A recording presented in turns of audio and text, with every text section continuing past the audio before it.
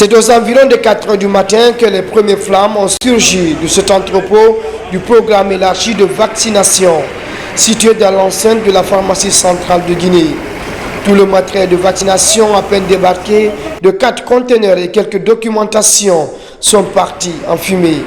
Des intrants et des vaccins destinés notamment à la prochaine campagne de vaccination des enfants prévue début juillet 2025.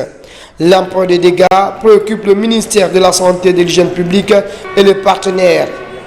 Une réunion d'urgence est organisée pour comprendre la situation et évaluer les répercussions de l'incendie. Grâce à l'intervention des services de la protection civile, les flammes ont été contenues et le feu stoppé dans son avancée. 3 chambres froides ont été par contre épargnées, ainsi que les entrepôts de médicaments de la pharmacie centrale de Guinée.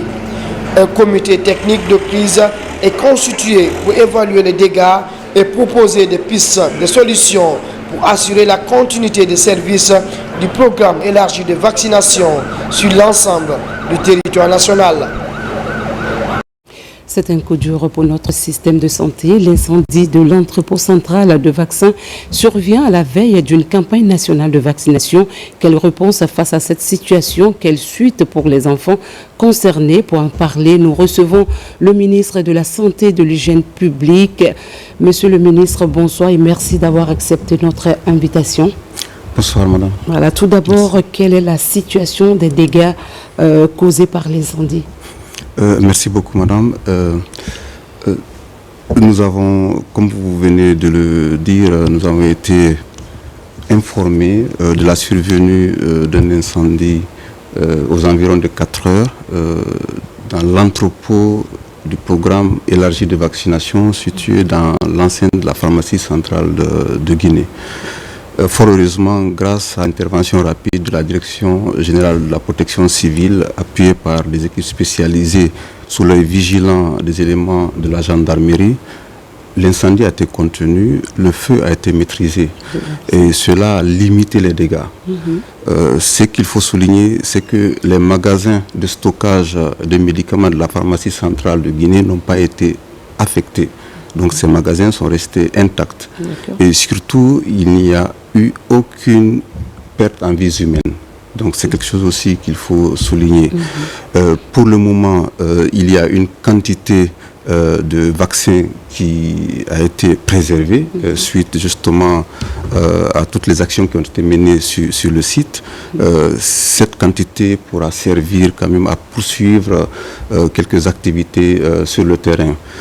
Ce qu'il faut noter également, c'est que nous avons des vaccins à l'intérieur du pays sur toute l'étendue du territoire national à date. D'accord, c'est déjà bon. Nous sommes à quelques jours d'une vaste campagne. Que comptez-vous faire pour cette campagne pour ne pas qu'elle soit compromise? Oui, cette campagne se tiendra parce que le gouvernement, en collaboration avec ses partenaires, est en train de prendre toutes les dispositions pour la continuité des services de vaccination.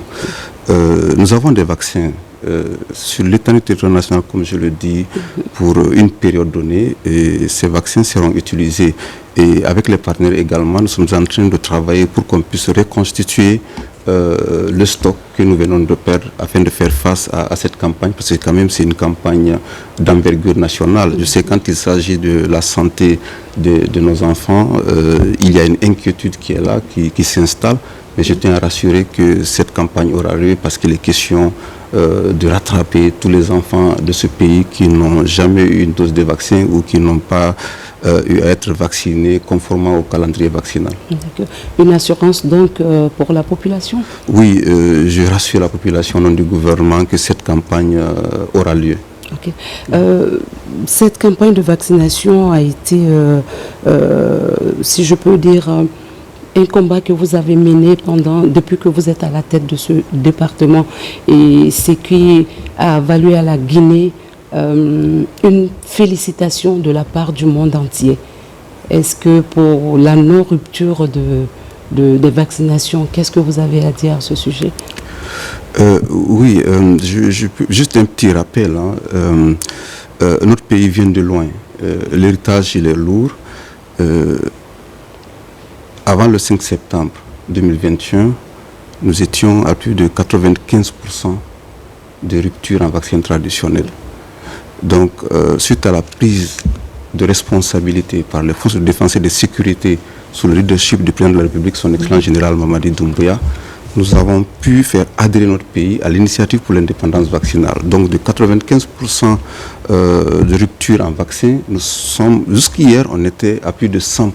Donc ça fait plus d'1 an, nous n'avons pas enregistré une rupture en vaccin. Donc cela, justement, a été reconnu à l'international. Et suite à ces différentes campagnes de vaccination, nous avons pu progresser de 16 points. Ce sont des résultats qui seront publiés au mois de juillet. On était pendant plusieurs années autour de 47% de taux de couverture au niveau national.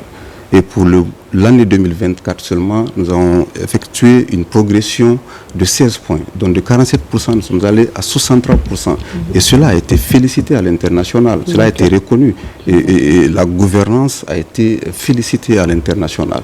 Il y a eu également l'acquisition du matériel, de tout ce qui est lié à la logistique, les chambres froides, les camions réfrigérés, les véhicules également.